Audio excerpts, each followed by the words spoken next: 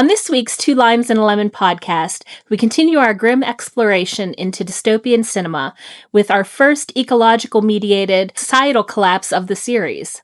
With global temperatures rising in the real world in recent years, it's easy to understand the desire to shift temperatures the other way. But we see the consequences of this shift gone too far in this week's film, the 2013 sci-fi action thriller Snowpiercer. Are we having theme music? Like, how do we... Is it just start with us talking? Yeah, Dave's gonna do us some like a jingle, I think. Dave.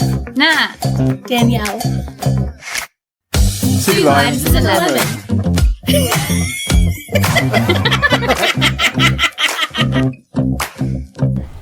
Hi, and welcome to this week's Two Limes and a Lemon podcast. This week I'm hosting. My name's Danielle, and joined with me, as always, are my two friends, Nat and Dave. Hi, guys. The shoe does not go on the head. We're going to start out this week, like we always do, with what we've been up to for the week with our consuming segment. This can be movies, books, TV, what have you. Nat, what have you been up to this week? Do you know what? I have consumed so much media this week that I really struggled to pick one because, as you may know, England's been having a bit of a heat wave this week. So it's just been too hot to go outside and literally too hot to do anything. So I've sort of just been glued to the TV with the fan on. So the movie that I watched this week, which I thought I would talk about, is the 2024 film The Watchers, which is on Amazon Prime with Dakota Fanning. I've heard of it. It's actually, I thought it was going to be rubbish, but it was actually, I quite enjoyed it. So the premise... Is it M. Night Shyamalan? It's his daughter, I believe. It's Shana Shyamalan, is it? Oh, God. So she directed it and wrote it. It's an Irish kind of folklore film about four strangers that are trapped in the woods, and every night they have to go inside this like box, and it's got like a mirrored wall on one side where they can't see out, they can only see themselves mirrored back, but there's something outside that can see in, so it's kind of like a little doghouse almost. And the creatures outside are like considered to be like fallen fairies. And it's about how they have to work, like there's a perimeter around the forest where when they get to it, it's like point of no return 49 or point of no return 103. So that perimeter tells them that if you go past this point, you won't be able to get back to the box by the time the sun goes down, sort of thing. Okay. But it was really good. A lot of these films, like especially horror films, I always say like the last 20 minutes are a bit rubbish, and that is the same with this film, but the beginning of it was good enough that I still consider it a good film. That's what I think with these kind of films. You get the premise is always interesting. Like you said, you sold it to me there. It sounds really interesting, and I'm like, oh, but like, yeah. Sometimes you're like, oh, if it was just a short film, if it was just a nice half an hour long episode for Dave to watch, then perfect. Yeah. No, this film, it had a very good, it had a good ending that was there, but they should have then stopped it at that point and not carried on. Like, if they'd have stopped it at a particular... I don't want to spoil, who gets out and who doesn't, or if they even get out. I don't want to spoil that. But, yeah, it definitely should have stopped about 20 minutes before it did. Were these fairies like a Court of Thorn and Roses sexy fairies? No, they are definitely not. They're more like it came from outer space kind of looking fairy. Also, if somebody wants to develop the technology wherein you take feature-length films and 1 hour length television shows and make a collection where you condense them down to 30 minutes, I think you will have a fan with Dave, because that seems to be what he wants out of media. Just 30 minutes. Can you cut it down? Yes, I can. Maybe you should do that, Dave. Make that your a company out of that where you just... You better trademark it here. Condense. 30 minutes. But yeah, it was very atmospheric. It was, I'd say worth a watch if you haven't seen it and you're looking for a little bit of a horror, bit of a creep. But yeah, that's what I've been up to. How about you, Dave? I binge watched an entire 3-season show over this week. Oh my God. Is that because you watched as well? Yeah, it was hot. And I was like, so it's called There She Goes. It's a UK drama. I saw a clip of it on Instagram, and then I was like, I'm intrigued. I want to see what this is about. So it's got David Tennant and Jessica Hines. Basically, it follows it's about a family navigating everyday life with their daughter Rosie and their son. but Rosie's got like severe learning disabilities. She's got like a rare chromosome disorder. It's based on like a real family experience. I don't know. I just really liked the stress it gave me watching it, because it starts off with them just trying to take Rosie to the park. That she just can't function, and she's on the floor, she's screaming, but how the family dynamic sort of work with it, it just feels like a real family. And like I was really stressed watching it. I was just like, oh, it's always like all eyes are watching. It's uncomfortable. But then as the season goes on, you get used to the family and how Rosie reacts. You kind of, it's a weird one. It's almost like you're at the start, you're not judgmental, but you're looking at it like, oh, that's a shame. Like, oh, they can't just go to the park. But then as the story goes on, you kind of go like, well, that's her character. And yeah, so it made me change my, it changes the audience perception. So it was really good. It was half-an-hour episodes. So I got through it. But the last episode was like a season finale, which was an hour long, but I got through it. So you had to grin and bear. I mean, you had watched 3 seasons of it, so the half an hour thing doesn't really count in that past. Now, are they really in the park for 3 seasons? No, they're not. So it does a really good job. So it starts off when she's like 11, and then it cuts back to when she was born, and there's like, it keeps cutting back and forth to when she's like a baby, and when they're finding out about if what's different with their daughter to like what's happening now. And then you see like the mum's like, I don't care about this baby. Like, I don't think I can love this child. And David Tennant's like the worst human being. He's so horrible. He's the worst dad. He's like drinking all the time, doesn't want to get involved. And this poor mum's just trying to find out what's going on with her baby and why she's developing slower than others. Really, it's just really well done. And you feel for that family. They go through. Yeah, I was like, I like this. Well, it's got a 91 on like Rotten Tomatoes, so I really enjoyed it. Yeah, and it was all on YouTube, so I watched it there. How about you, Danielle? What have you been up to? This week I'm going to talk about a movie that I've been wanting to see for a while and I finally watched, which is The Sheep Detectives. That's just come on to Amazon Prime. I just saw that. Yeah. Is that with, what's his name? Hugh Jackman, isn't it? Hugh Jackman, yeah. That's right. Hugh Jackman is a sheep farmer, and he's like kind of quirky and doesn't really fit it. Like, he doesn't really care to be associated with most of the people in the town. He's kind of on the outskirts. His sheep all gather outside of his trailer, and he reads them mystery stories each night, but he ends up getting killed. And so it's a little murder mystery. Spoilers! Well, he gets murdered very early, and the sheep have to have a reason to become detectives. So you've got the people in the town trying to solve the mystery, led by Nicholas Braun, who was Cousin Greg on Succession. Now, he's an American actor. I do not know if he's doing a good British accent, because it all takes place in the UK. I don't know what region it's supposed to be in, but so that didn't bother me at all. I found him charming and fun. Town is kind of quirky, and then the sheep are all voiced by very famous people, and they were probably able to get a large collection of very famous people to do this because they don't have to be physically there acting it. So the main 2 sheep are Julia Louis-Dreyfus and Chris O'Dowd. Okay. And then there's Patrick Stewart is in the mix of those people. Bella Ramsey is like a sheep. There's lots of them. Just people getting the easy money. Yeah.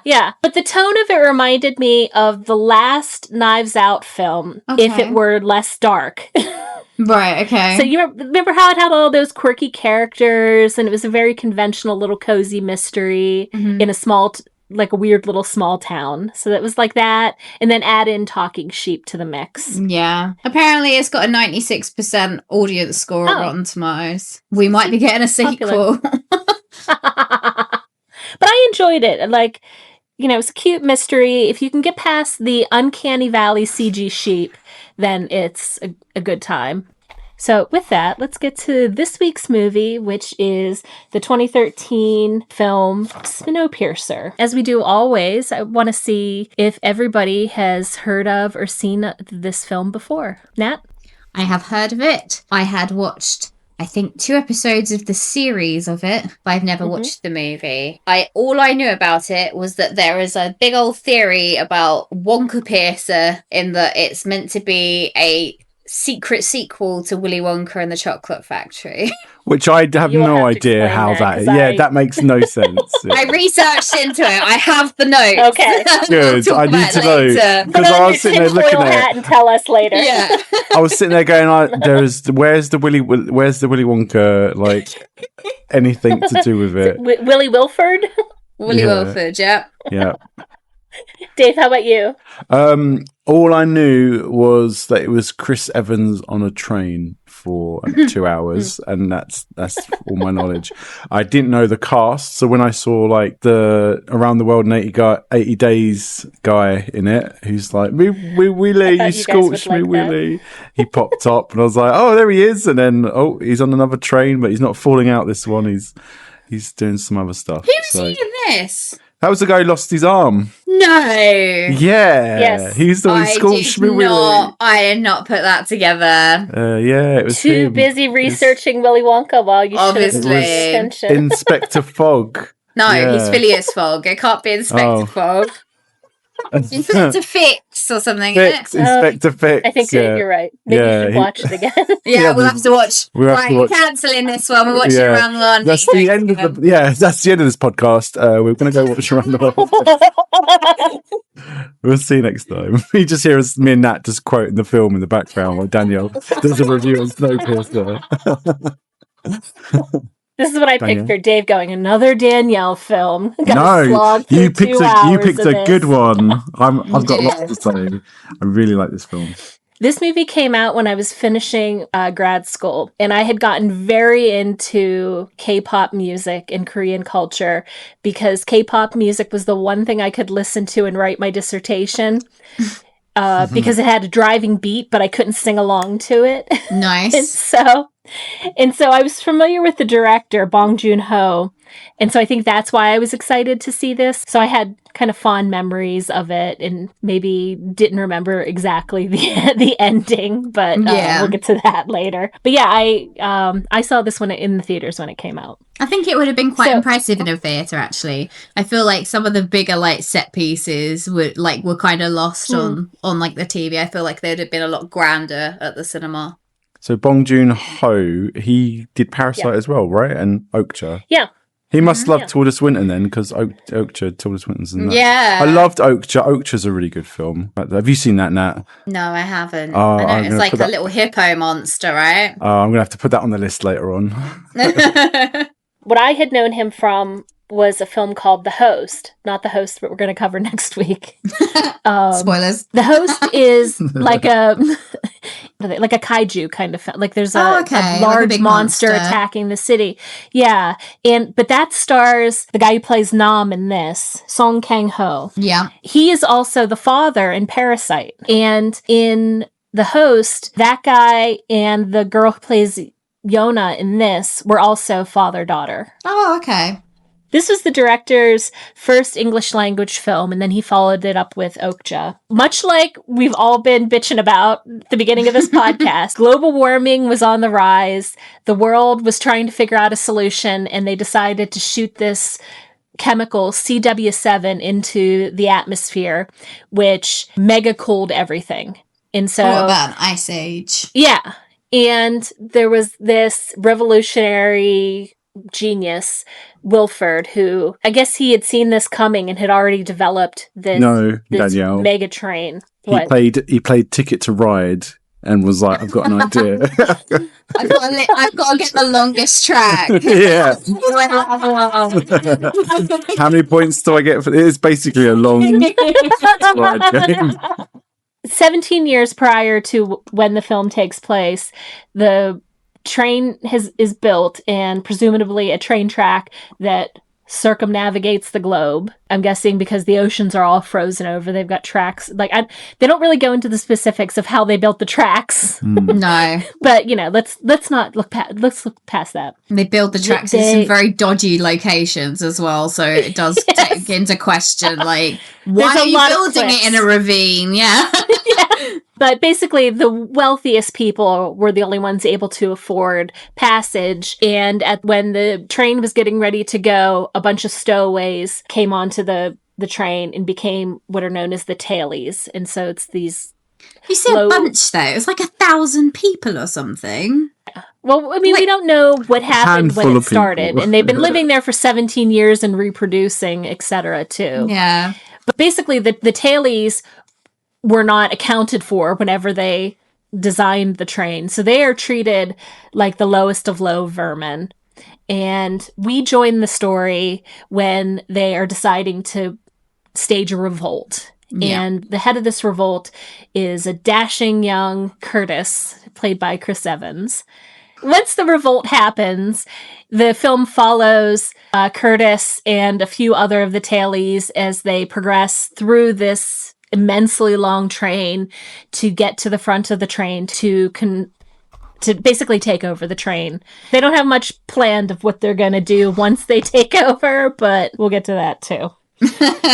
If you were on this train, like, which car would you want to spend your time? The pool, the one where they're sitting where they all got shot at. The little saunas? Open glass. Yeah, the little saunas. Oh, yeah. I'd sit in there.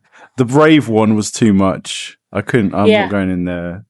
I mean, I had a few issues with a few of the different train cars. There's one that's like an aquarium, and I'm like, that seems a bit silly, guys. Like, I want to see what was happening to that aquarium cart when they were going over that bridge and crashing through all the ice. Oh, yeah. Like, the fish in there are like, what is going on? The manta rays just splashing around. Like, yeah, exactly. I was like, I don't see how this is feasible, but I probably would have gone to the dinner car out of everything. It looked quite nice. It was more like an old-fashioned sort of theme. I see you in the cockroach one, making all those little blocks. Do you know what? I've got a comment. So we go to the one where they're making the food cubes for the the tailies, we're calling them, aren't it? Yeah. So we see the cockroaches, and that's what their food's made out of, in a really bad CG. That was the only CG I had an issue with in the movie. The cockroaches all getting churned up. And then they go past the aquarium to like a sushi section. And they're like, oh, it's like the best thing I've ever eaten. And I'm like, as a viewer who doesn't like sushi, I fail to see how the sushi is better than the cockroach bar. Oh. The jelly bars. Yeah, I'd rather have the jelly bar, honestly. I hate sushi. So I'm like, to them to try to then be like, oh, this is amazing. We've never had sushi before. I'm like, oh, you can keep your sushi. In prep for this, last night I watched one episode of the Snowpiercer TV show just to kind of compare and contrast. Mm-hmm. And there was a scene in the TV show, a tailie also getting like real food again after eating these protein blocks for years, and it's grilled cheese and tomato sandwich, and I felt like that was a more universal. Yeah, that's like I haven't tasted food. Yeah, no, I'd much rather a grilled cheese. For me, it would have been that little garden car where they go in and there's all the trees. I forgot about the garden car. There's just a woman knitting in the garden car, and I thought that would be me.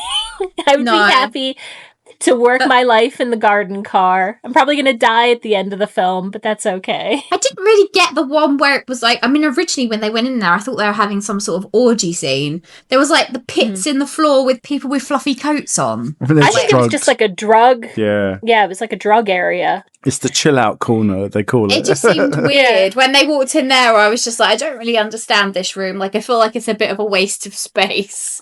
Also, we never saw where the people in the like higher end, where they actually slept, like their actual rooms. They kind of skipped over. I think that's part of the consequence of this being a movie instead of the TV show. I'm going to continue watching the TV show. I enjoyed what I watched of it, but they definitely showed you more of the train car in the TV show, which was, I think, there was a lot of shorthand in here of kind of running past things, and you had to kind of like make your mind up about what was going on in that. Like there was one area where there were like cages on either. There was like a walkway with cages and people on computers. Yeah, and I was like, maybe was a weird scene. Yeah. Yeah, it's very much like at the end of Equilibrium where he walked into that computer and smashed up all the screens. So we start off in the tail. I think 1,000 is a lot, though. Like, imagine the smell there. They're like mole men because they don't have any light back there either. You know, anytime they get near a window, they're blinded. When they got to the window area, I was like, I feel like they wouldn't have been able to acclimatize as quickly as they did. One little trivia bit. So there's an artist back there who's kind of a shorter man, and he's got like a headlamp on his head, and he's able to do these like almost photorealistic sketches very quickly. And so after the children are taken, he gives them to each parent whose kid was taken away. That guy is somebody named Clark Middleton.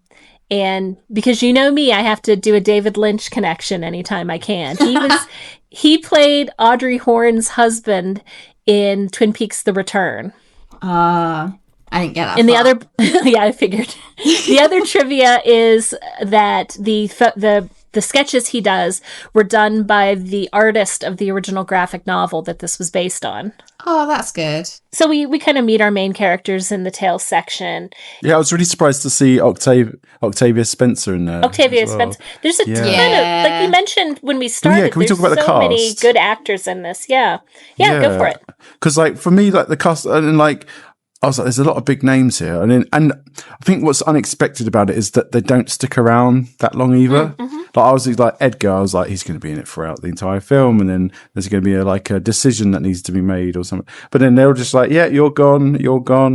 Oh, here's Mason, here's Tilda Swinton. Oh, she'll get to the. Oh no, they're good. But they do it. They don't give them like a long, drawn out like. Oh no, we're dying. It's because they can't. Yeah, they got to keep moving. Yeah, so quick. Like, yeah, I was just so like impressed with how they were just like, okay, we're just going to kill off this person and now this person, and then they don't have like.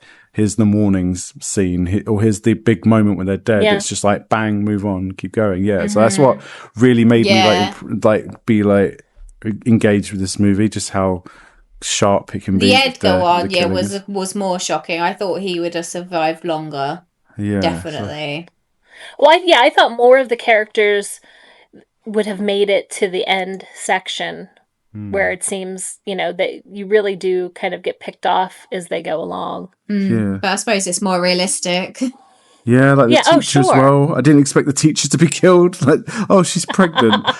No, we're fine. We can shoot her. It's fine. Well, it was fine to shoot her because she started it. So, kill her. Well, I think, this gets to one of the questions I wanted to bring up about the ending.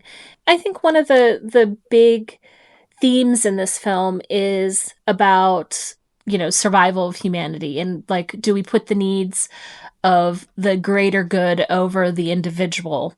And I think, like, as you've said, a number of people die and Chris Evans kind of moves on, and they sort of subtly establish that his character is prioritizing the revolution and the needs of this 1,000 people that are struggling in the Tales section to his friend. They establish that him and Edgar, Jamie Bell's character, are very close, and there's a fight where one of the baddies has Jamie Bell about to kill him, and Curtis makes the decision instead to go after Tilda Swinton, which leads to Edgar's death. Yeah. I think that's like the biggest showing that he's made this decision. Well, they've been building up to this basically for 17 years, so it's like he obviously loves Edgar. You can't, because it would have all been for nothing, and they're never going to get the chance again.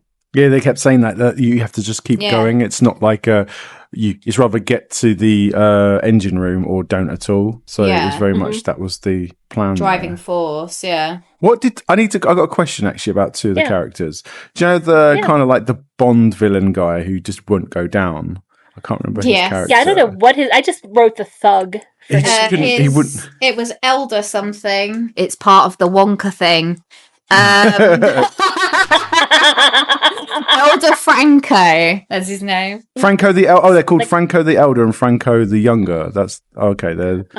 Well, who's Franco the Younger then? Younger, I think he's the one that dies. Soon? He gets killed in the fight in the with the people tunnel? With the masks on in that bit. Yeah. Right.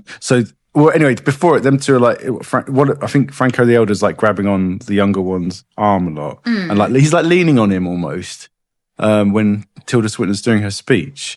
And then I thought, is this like a revenge thing? Like they killed his lover, and now he's just gone on like full on Terminator mode and started going after them because he just wouldn't die. Notice. So I thought that's why he wouldn't go down, because he wanted revenge for his partner getting killed. It could be. That makes more sense than. That's why I was like, why wouldn't this random bad guy just go down?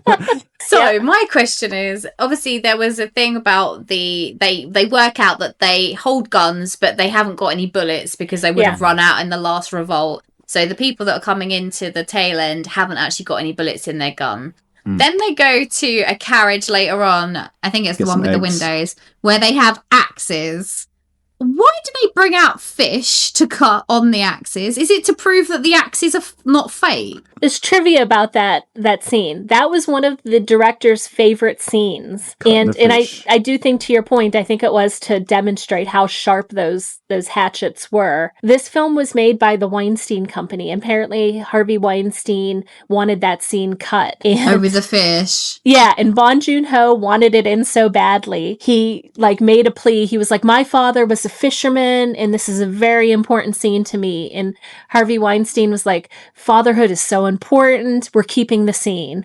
And then Bong Joon-ho, after the film was made, was like, my father was not a fisherman. I lied to keep that scene in the movie. That's funny. It's a good hour in the tail section, and it culminates in this big fight they have when the train is going to go through this series of tunnels. The baddies all know that this is going to happen, so they are prepared with balaclavas and night vision goggles and hatchets, and it's just this huge melee fight where so many of the revolutionaries are killed. And within it, there's this get the fire. It's established there's a matchbook, and so they had this Olympic passing of the torch to get the fire, so that they can get the Uruk-hai at Helm's Deep. Yeah.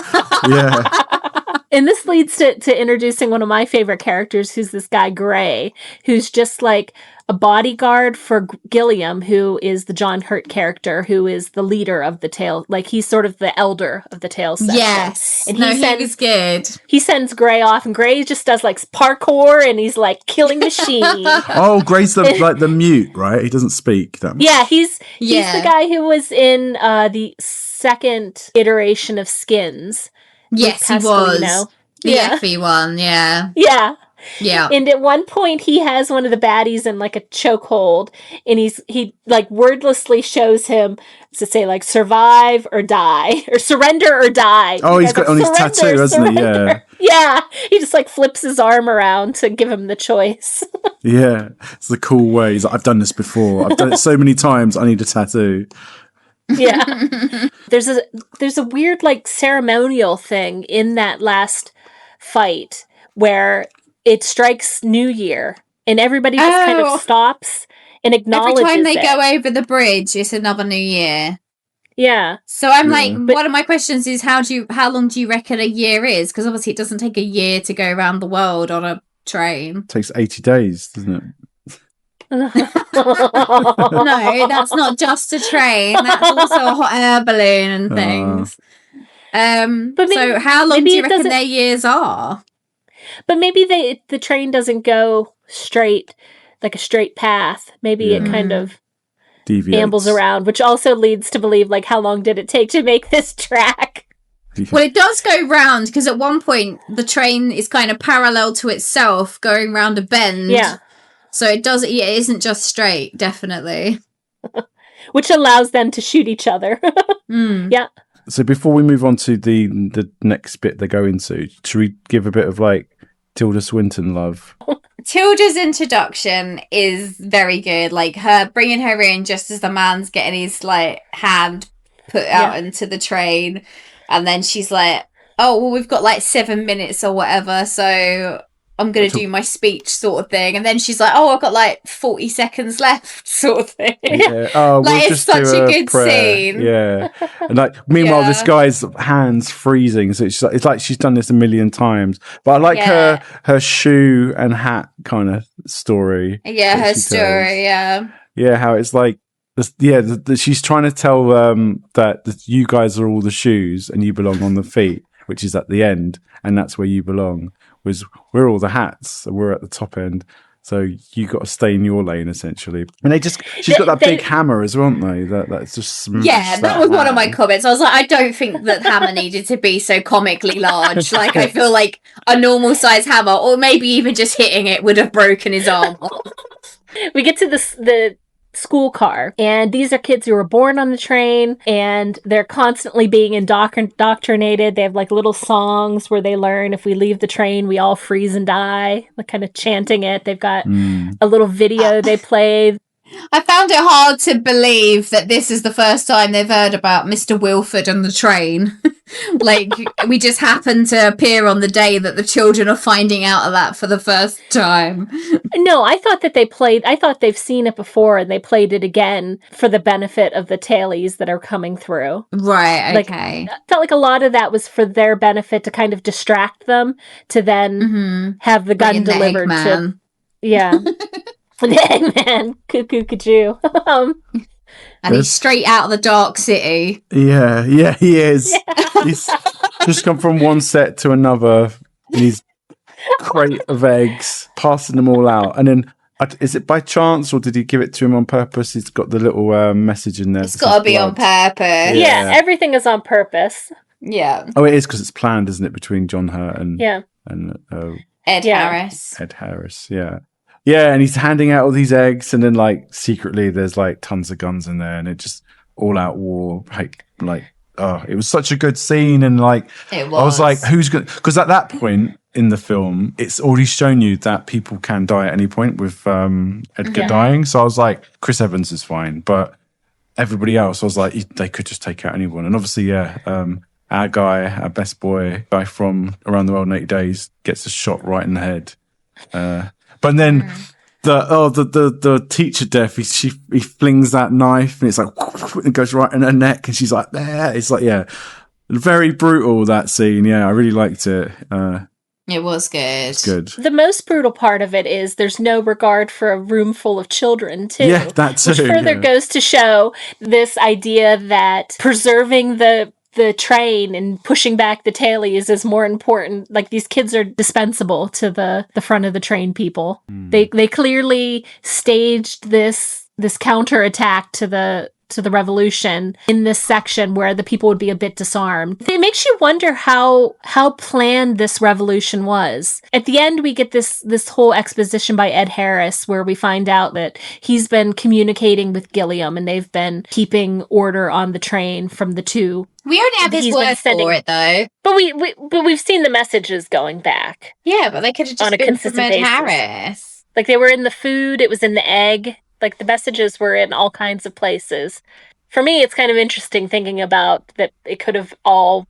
Like, Ed Harris could be such a mad genius that he was able to anticipate this part of the revolution. I did wonder why the people from the head of the train weren't so bothered about the tail people walking through. Like, I feel like they had no reaction to it whatsoever. Like, the lady that was knitting in the garden room, she barely looked up from her knitting. She did not give a crap that there was people walking through, that Tilda Swinton was being kind of held hostage from, and two, that they've never seen them before, so she's not even just like, who are these random people I've never seen. She's like, I don't that was confusing.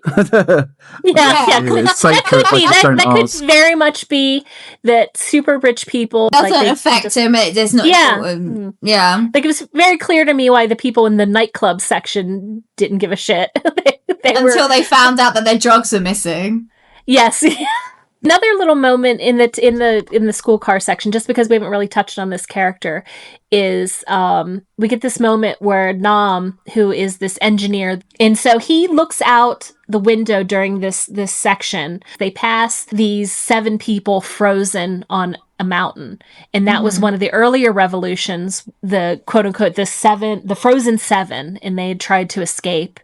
And it's implied that with a story later on that one of those escapees was her mother. Yeah, was the mother and the wife of Nam. So I'm going to tell you something about Nam's character that I learned on this journey. I learned nothing about what his background because why you ask? But I had no subtitles on the film that I watched, so I only had access to a slight quiet interpreter from that little device that they had. Oh, yeah. And it wasn't that loud. It was very much like, do you want a cigarette? And that was like, I think he wants, he's offering a cigarette. And there's this whole, like you said, like he's telling his backstory at the end. Yeah, And I was because like, it's two Korean characters talking to each other. because I first thought, oh, maybe I'm not supposed to know what they're saying. That's part of the thing. So I can relate to Chris Evans and stuff. But then maybe when they put that sound thing on, I can understand what they're saying and it'd be easier to follow along with the story. But no, the subtitles were supposed to be there, as I've been told. And so I had no idea. At the end, when he's telling his story, I was like, I don't know the context. He's probably saying something really important. But I had no idea. I did think, though, it's quite funny that obviously this movie came out in, is it 2014? Yeah. And they've made like this little translator device, like, oh my God, it's so high tech that you can like talk into it and then it relays it back in their language. And I'm like, that's literally what we've got on our phones now. Like, it's only this amount of time later, it's basically what we have. So we're living in this high tech world. Well, we are almost at the time that this film took place. It took place in 2031. Oh my God, that's scary. Because we learned, we need to end the learned that now. because I need to go do something else with my life.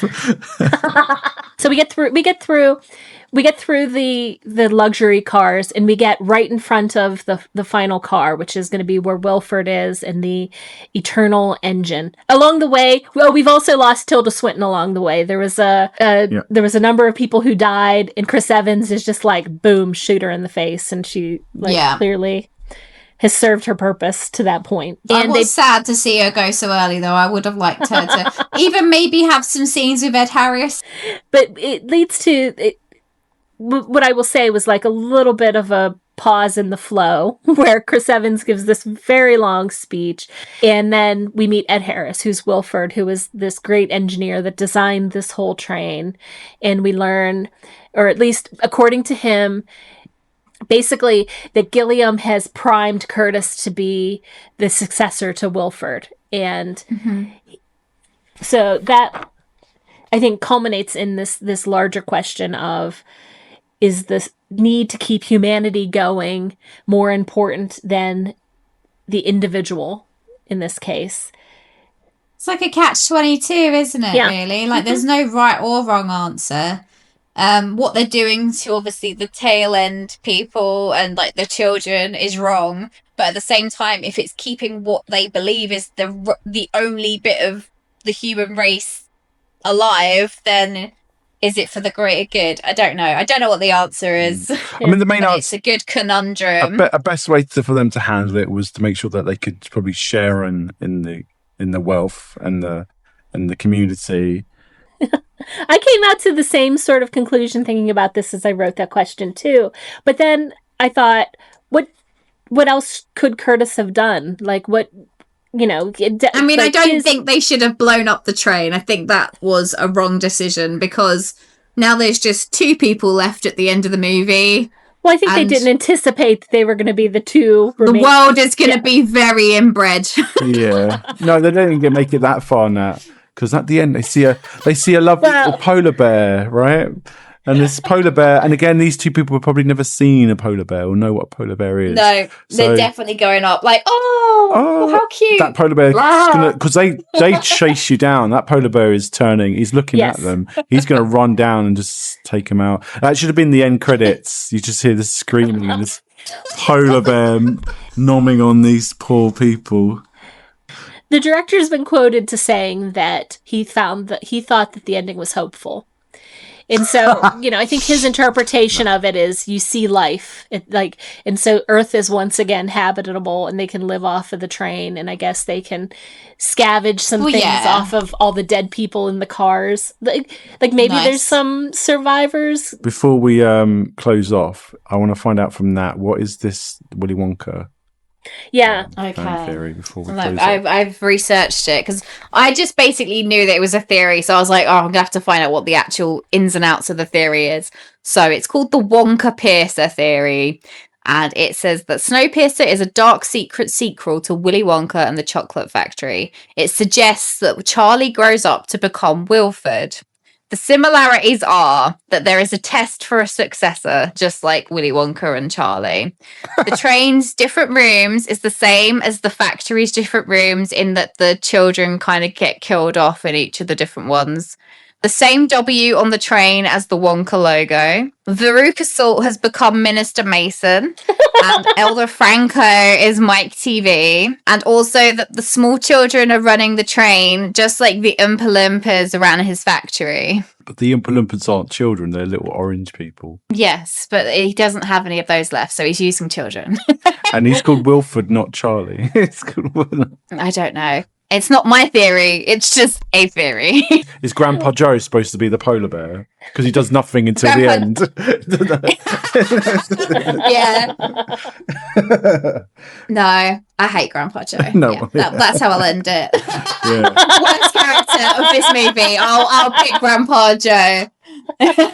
So with that, let's get to our final ratings on this movie. We can start first with our favorite and least favorite characters. Dave, how about starting off with you? Oh, I gotta have to say, I loved Mason through and through. I think that's gonna be probably a ditto from everybody, I hope. Tilda Swinton just owns everything she's in. She probably got the fake nose, the glasses, the haircut, and was like, I think I know who I'm gonna be with this. You can tell she had a load of fun putting this together. Worst one, I would say probably I didn't like the teacher. She was annoying. She did a great job at being like that, like cult kind of leader teacher. Super happy. Yeah. And I was like, oh, yeah. She's horrible person. Nat?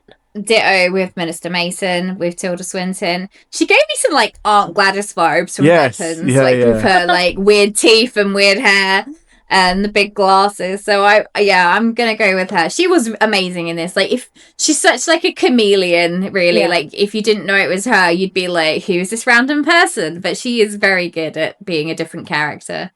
My worst character I put, and this is like, I love Ed Harris and everything, but I put Mr. Wilford because I just felt like it was really anticlimactic by the time I got to see him as like the main man sort of thing. And it was such an exposition dump in his scene that after you've had this like high octane traveling and all this momentum driving it forward, once we got to the end, it was a bit of a downer in that it was just like a load of exposition dump, and I felt like it could have been done in a better way. See, I thought he was going to be like a fake person. They were going to be like, there is no Mr. Wilson or whatever his name is. Yeah, like, that would have been good, actually. Yeah, like it's just the engine is him kind of thing. How about favorite? Do we have favorite scenes? Do we want to do that? Does anybody? Mine was the school scene. I think it was just like we said previously, it was such an oxymoron kind of like this innocent school setting. And then you've got, like, these people coming in and, like, obviously a bit of exposition about what's happened, but then the fight scene. So I just enjoyed that scene. Yeah, same. Yeah, I agree. I think that it was the one that I remembered most when I picked this film. So let's get to our final ratings. We always give our ratings in limes and lemons. Limes for Dave and Nat and lemons for me. Nat, what are you rating this? I'm going to give this a 4 out of 5. I feel like it could have been a 5 out of 5 for me, but I didn't enjoy the last maybe 20-25 minutes of the movie as much. I just felt like it was too much talking and it didn't hold up the action and the impact. I felt like it kind of fell flat for me at the end. Yeah.